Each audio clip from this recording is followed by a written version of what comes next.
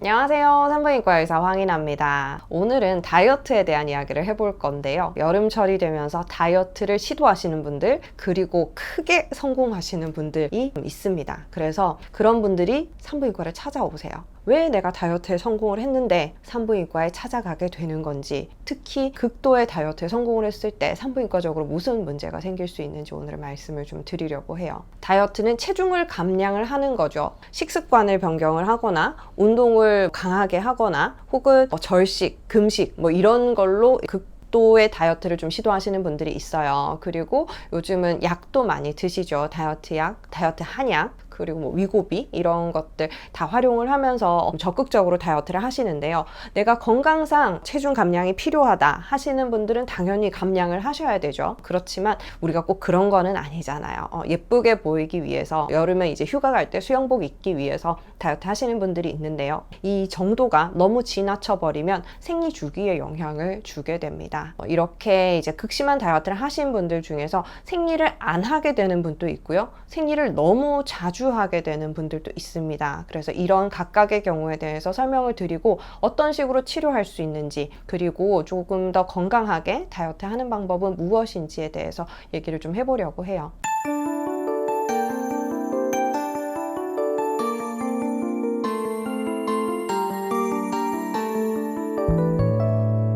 일단은 무월경이 생기는 경우를 먼저 말씀을 드릴게요. 우리가 다이어트에 성공을 해서 체중을 너무 많이 감량을 했을 경우 생리를 안 하게 되는 경우가 생기죠. 이런 경우는 급격한 체중 감량이 있었을 때도 그렇지만 원래 저체중인 분들도 생리를 안 하는 경우가 많습니다. 예를 들어서 저한테 종종 오시는 분들, 원래도 저체중인 분들도 있고요. 섭식 장애가 있는 분들도 있어요. 그러니까 거식증 같은 거, 그런 것들이 있었을 때 영양분 섭취가 충분하지 못하니까 키는 165cm인데 체중은 35kg 이런 분들도 오시거든요. 그래서 내가 완전 인스타에서 보는 뼈말라 같은 체형을 하고 싶어. 그래서 이제 다이어트를 해서 성공을 했다. 그런데 생리를 안 한다 하시는 분들도, 원래 정상 체중이 50kg 정도가 됐었는데 내가 다이어트 많이 해서 42kg가 됐어요. 성공했어요. 그렇지만 생리를 안 해요 하면서 오시거든요. 우리 몸은 적정 체중을 유지해야지 생식이 일어납니다. 오늘 생존이 먼저잖아요. 생식은 그 다음이에요. 이 몸이 생존할 수 없는 상태, 기야 상태죠. 그러니까 너무 굶주려 있는 상태에 있으면 여성의 몸은 배란을 하지 않아요. 난소에서 난자가 매달 한 개씩 나오는 거, 그거를 배란이라고 얘기를 하거든요. 이 배란되는 난자에서 그 난자가 크면서 여성 호르몬을 분비를 하고요. 그리고 나서 터지고 황체를 형성하면서 또 다른 종류의 프로게스테론이라는 여성 호르몬을 분비를 해요. 그런 식으로 에스트로겐이 분비되는 기간, 프로게스테론이 분비되는 기간, 이게 이제 조화롭게 그런 균형을 이루면서 생리를 하게 되는 거거든요. 임신을 위해서 쫙 준비가 됐었다가 임신이 되지 않았다. 그러면은 준비됐던 자궁 내막이 떨어져 나오는 거, 이게 생리란 말이에요. 그런데 몸이 상태가 너무 안 좋을 때, 너무 심한 저체중일 때 우리 몸은 배란을 하지 않기 때문에 적절한 여성 호르몬의 분비가 일어나지 않아요. 그래서 생리를 할 수 없게 됩니다. 원래는 정상적으로는 배란이 일어나고 그 결과로 인해서 생리가 생기는 거거든요. 그래서 어떤 분들은 내가 생리를 안 하니까 내가 배출하지 못한 생리혈이 내 몸 안에 계속 고여 있다고 생각하시는 분들이 있어요. 그런데 이렇게 배란이 안 되는 분들은요, 생리가 준비되지 않았기 때문에 고여 있는 생리혈이라는 게 없습니다. 내막이 발달을 해야 되는데 그 발달을 하게 만들어주는 적절한 배란 과정이 일어나지 않기 때문에 아예 준비도 되지 않고 안에 들어있지도 않은 거죠. 이런 분들은 초음파를 보면 자궁이 굉장히 작아져 있는 거를 볼 수가 있어요. 약간 적절한 호르몬 공급을 받아야 자궁도 발달을 하고 좀 이제 혈류를 받게 되고 이런 것들이 있는데, 그게 원활하게 이루어지지 않기 때문에 꼭 폐경된 자궁처럼 굉장히 작아져 있고 쪼그라들어 있는 것 같은 느낌이 들기도 해요. 어쨌든 이런 이유로 인해서 생리를 안 하게 됩니다. 체중이 갑자기 감량되는 분들도 그렇지만 저체중인 분들, 그리고 원래 운동선수들 있죠. 운동을 극심하게 하는 분들, 이런 분들 같은 경우는 내 몸에 적절한 체지방 양이 좀 부족할 수가 있어요. 그리고 과도한 운동으로 에너지를 많이 소비를 하기 때문에 적절한 배란이 일어나기에는 좋은 환경이 아닐 수가 있습니다.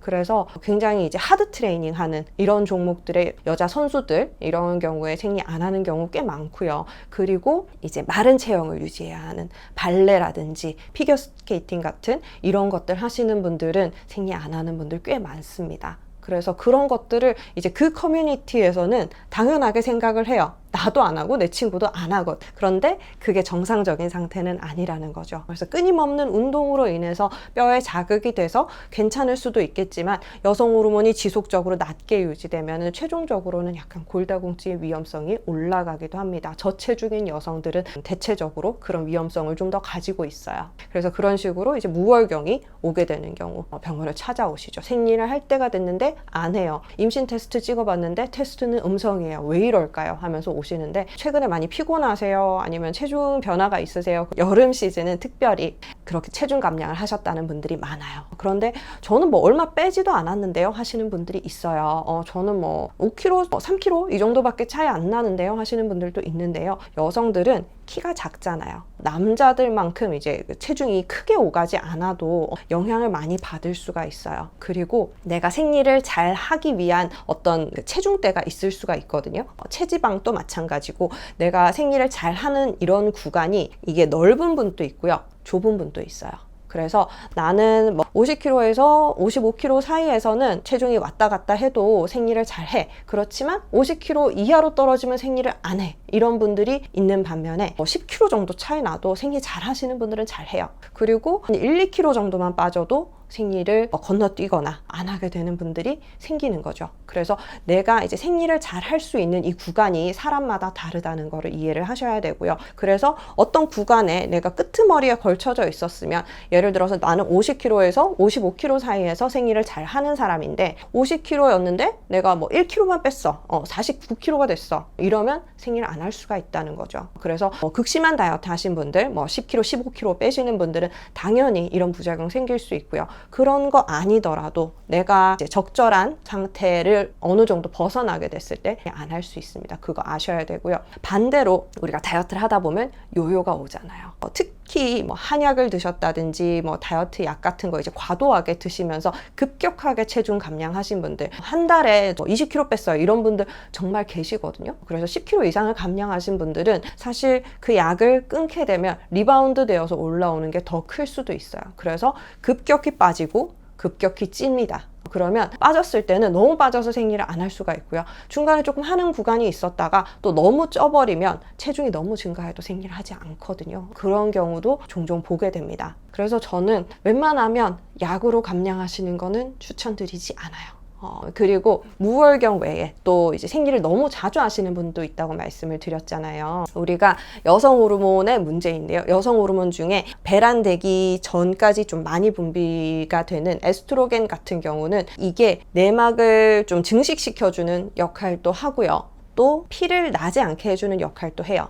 그래서 이 에스트로겐이 충분한 양이 있어야지 내가 이제 증식되는 내막이, 자궁 내막이 생리를 할 때까지 잘 유지가 될 수가 있어요. 이게 튀어나가지 않고 유지가 되어야 모았다가 내보내야 그게 생리잖아요. 그런데 여성 호르몬 레벨이 너무 낮으신 분들, 그래서 내가 체중이 너무 감소를 해서 배란이 제대로 일어나지 않았거나 아니면 적절하게 체지방에서도 에스트로겐 합성이 되거든요. 적절한 체지방 양을 유지하지 못해서 에스트로겐 레벨이 계속 낮은 분들 같은 경우에는 이 내막을 유지하지 못하기 때문에 지속적으로 불규칙적인 그런 출혈이 있을 수가 있습니다. 이거는 우리가 생리라고 부르지는 않는데요. 그래도 양이 많이 나올 경우에는 배란기쯤에 자주 나타나거든요. 그래서 어떤 분들은 양이 꽤 되기 때문에 저는 2주 간격으로 생리를 하고 있어요 라고 얘기를 하시기도 해요. 그리고 생리는 아닌데 찔끔찔끔 팬티 라이너 정도 되는 양이 자꾸 나와요 하시는 분들도 있거든요. 이런 분들은 여성 호르몬이 안 나오는 건 아니지만 그 레벨이 너무 낮아서 내막이 유지될 만한 용량이 되지를 못하는 거예요. 그러니까 유지가 되지 못하고 자꾸 튀어나오는 거죠. 그러면서 정상적인 생리를 할 정도의 양은 유지가 되지 못하기 때문에 원래 내 생리 때는 양이 오히려 줄 수도 있습니다. 그런 식으로 불규칙적인 양상 증상으로 나타나기도 하죠. 아까 말씀드린 무월경에 비해서는 그래도 배란이 조금 일어나거나 그래도 어느 정도의 여성 호르몬 레벨은 유지되시는 분들이 많아요. 어쨌든 어떤 양상으로 일어나든지 간에 사람마다 좀 다르게 나타날 수는 있거든요. 그래서 이 증상도 다 여성 호르몬 부족의 원인, 그리고 극심한 다이어트가 원인일 수도 있다는 거예요. 아까 잠시 말씀드렸지만 저는 약물로 하는 다이어트를 크게 권유드리지는 않는다고 말씀을 드렸어요. 약물로 급하게 빼신 분들은요, 병원 약도 그렇고 다이어트 보조제도 마찬가지예요. 효과가 좋아 이렇게 해서 막 복용을 하시게 되면 체중이 쫙쫙 빠지거든요. 특히 20대 분들 처음 다이어트를 하시면 상당히 잘 빠집니다. 내가 뭐 매일매일 체중을 달아보면 점점 빠지는 게 눈에 보여요. 그러면 신나잖아요. 열심히 뺍니다. 굶어가면서 운동 막 열심히 해가면서 빼시는데요. 그렇게 하고 나서 요요가 오는 분들이 꽤 많아요. 그런 다이어트 보조제를 부작용도 있고 약들도 부작용이 있잖아요. 그러니까 지속할 수는 없잖아요. 계속 똑같은 약을 먹을 수는 없어요. 그러다 보니까 그거를 끊게 되면 다시 체중이 급격하게 증가하고, 빠질 때는 근육이 같이 빠지는데요, 찔 때는 근육이 같이 올라오지 않아요. 지방만 찝니다. 그러면 뭔가 내가 몸무게는 똑같은데 부피가 늘어난 느낌이 들어요. 그러면서 살이 더 찌기 쉬운 체질이 됩니다. 그리고 원래 내 몸무게 그 이상으로 리바운드 돼서 올라가는 분들이 꽤 많아요. 그래서 약물로 다이어트 하는 거는 사실 뭐 효과는 좋을 수 있겠지만 이게 이제 좋은 방법은 아니라는 게 그 체중을 유지할 수 없기 때문에 그래요. 그리고 이렇게 해서 다이어트를 성공을 하고, 그리고 이렇게 체중을 감량하셨던 분들은 이게 좋은 방법이라는 걸 알잖아요. 효과가 너무 좋은 방법이니까 이거 말고 다른 방법을 생각하기가 어려운 거예요. 그래서 내가 살이 쪘다, 혹은 어떤 행사를 위해서 내가 뭐 결혼식이라든지 뭐 혹은 휴가를 위해서 살을 빼야 된다라고 했을 때는 첫 번째 옵션으로 약물을 생각을 하게 됩니다. 그랬을 때는 똑같은 방식으로 빼고 다시 찌고, 이게 이제 반복이 되게 되는데요. 그랬을 때는 처음에는 효과가 좋던 약이 갈수록 안 들어요. 그리고 갈수록 용량을 올려야 되게 됩니다. 그리고 내 몸 구성이 바뀌었잖아요. 잘 빠지지 않는 몸으로 된단 말이에요. 그러면 추후에는 감량하는 것도 어려워요. 그래서 20대 때는 항상 그런 다이어트 약물로 체중을 감량하고 효과가 좋았던 분들이 40대, 50대가 되어서는 똑같은 약을 먹어도 아무 효과가 없다, 나는 약을 먹으면 부작용만 있지 살이 빠지지 않는다 하시는 분들이 꽤 있습니다. 그러면 나는 약을 먹지 않고 건강한 방법으로 식이를 좀 조절을 하고 운동을 엄청 많이 하겠어 하시는 분들이 있거든요. 운동을 엄청 많이 하면요, 체지방이 줄어들죠. 체지방 감량해서 바디 프로필 유행할 때 이런 분들 정말 많았어요. 체중이 너무 감량이 되고 체지방이 너무 줄어드니까 내 몸은 또 생식에 적당한 상태가 아니라고 판단을 하고 배란을 시키지 않는 거예요. 그래서 생리 주기가 이상하게 바뀌게 됩니다. 안 하는 분도 있고 자주 하는 분도 있고 마찬가지예요. 아까 말씀드렸잖아요. 운동선수도 생리를 안 하는 분들이 많다고요. 그래서 내가 운동으로 살을 빼면 이게 건강한 방법이니까 나는 굶으면서 빼지도 않았고